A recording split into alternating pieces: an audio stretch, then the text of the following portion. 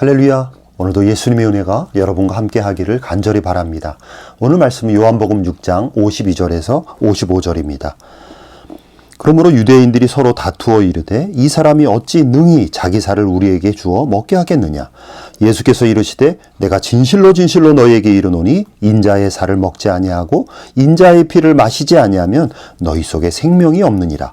내 살을 먹고 내 피를 마시는 자는 영생을 가졌고 마지막 날에 내가 그를 다시 살리리니 내 살은 참된 양식이요 내 피는 참된 음료로다. 지난 시간 말씀에서 예수님은 자신을 가리켜 하늘에서 내려온 살아있는 떡이다 라고 말씀하시면서 이 떡을 먹는 자는 영생하게 된다 라고 말씀하셨습니다. 그러니까 예수님은 예수님 자신이 살아있는 떡이며 이 살아있는 떡을 먹어야 영생을 얻고 천국에 간다고 말씀하신 것입니다. 그러자 오늘 말씀에서 유대인들이 서로 다투어 말하되 이 사람이 어찌 능히 자기 살을 주어 먹게 하겠느냐라고 하는 유대인들의 반응을 보여주고 있는 것입니다. 유대인들이 듣기에 예수님이 자기 살을 떼어서 다른 사람이 먹도록 한다는 것이 너무 기이하고 황당한 말로 들렸던 것입니다. 그러나 예수님은 더욱더 정색을 하시면서 53절에서 내가 진실로 진실로 너희에게 이르노니 인자의 살을 먹지 아니하고 인자의 피를 마시지 아니하면 너희 속에 생명이 없느니라. 다시 말해서 반드시 예수님의 살을 먹어야 하고 반드시 예수님의 피를 마셔야 한다는 것입니다. 인간의 영원한 생명과 인간의 영원한 지옥이 예수님의 살과 피를 먹고 마시는 것에 따라 결정된다고 예수님은 강하게 말씀하시는 것입니다. 여러분, 오늘 본문에서 예수님은 기독교 진리의 핵심을 말씀하고 있는 것입니다. 예수님의 살과 피를 먹고 마시는 것에 따라 영원한 천국과 영원한 지옥이 결정되는 것입니다. 왜 예수님은 이런 말씀을 하십니까? 여기서 살아있는 떡이란 십자가 위에서 인간의 죄를 대신해서 찢기신 예수님의 몸을 말합니다. 그러니까 그냥 예수님의 살이 아니라 십자가에서 죄인들을 구원하시기 위해서 희생 제물이 되셔서 찢기신 바로 그 예수님의 몸을 지시하고 있는 것입니다. 예수님의 피란 그냥 일상의 예수님의 피를 말하는 것이 아니라 십자가에서 죄인들의 죄를 씻어주시려고 흘리신 희생의 피를 말하는 것입니다. 그러니까 오늘 본문 요한복음 6장에서 나오는 예수님의 살과 피는 장차 십자가에서 희생당하실 예수님의 몸과 피를 지시하고 있는 것입니다. 보통의 일상의 살과 피가 아닌 것입니다.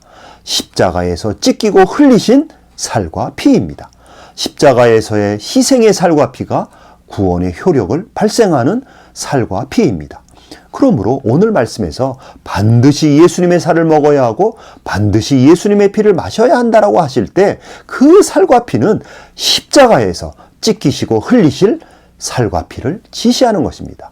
십자가에서 찢기시고 흘리신 살과 피를 먹고 마셔야 우리의 모든 죄와 허물이 사라지고 씻겨져서 예수님이 대신 희생당하신 그 효력이 우리에게도 나타나는 것입니다.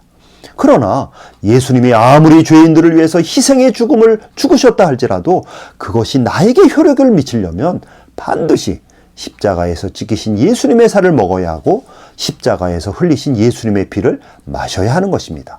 십자가의 예수님의 살과 피를 먹고 마시지 않으면 예수님의 희생의 죽음이 나에게 아무런 효력을 미치지 못하는 것입니다.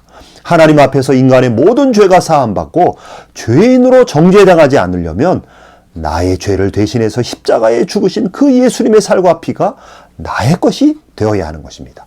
그러려면 예수님의 십자가의 살과 피를 반드시 먹고 마셔야 하는 것입니다. 완벽하게 공의로운 하나님 앞에서 공의로운 심판을 피할 수 있는 유일한 길은 바로 예수님의 십자가의 살과 피를 먹고 마심으로 예수님의 살과 피가 나의 것이 되어야 하는 것입니다.